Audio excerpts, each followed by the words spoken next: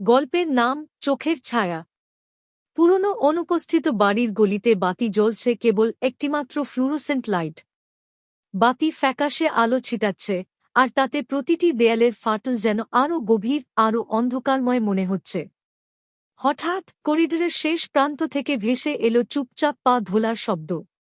কেউ আছে, অথবা কেউ ছিল, কিন্তু এ ধ্বনি যেন জীবিতের নয়।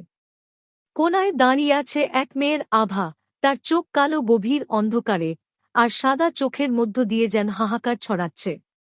লম্বা ভেজা চুল গোঁফের মতো তার মুখ ঢেকে রেখেছে। হাতে ধুলোমাখানো আঙুলের ছাপ, আর সেই পাজরা হাতে যেন কিছু ধরার জন্য অপেক্ষা করছে। আপনি ধীরে ধীরে পিছিয়ে যাচ্ছেন, কিন্তু মেয়েটি ধীর গতিতে এগোচ্ছে, নিঃশ্বাস বন্ধ হয়ে আসে। করিডোরের বাতি কাঁপছে, আর এক মুহূর্তের জন্য অন্ধকারে ঢেকে যায় সবকিছু। কেন তুমি এখানে এসেছ?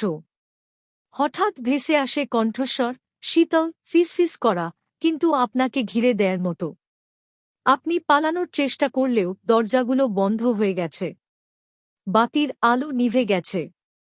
আর তখনই আপনি বুঝলেন, সে শুধু একটি ছায়া নয়, এটা সেই আত্মা, যা সেই পুরনো বাড়িতে বন্দী, চিরকালই বন্দী। আপনি শেষবার তাকালে মেয়েটির চোখ ঠিক আপনার চোখের সঙ্গে মিলেছে, আর আপনি তখনই বুঝলেন, আপনি কখনো বের হতে পারবেন না।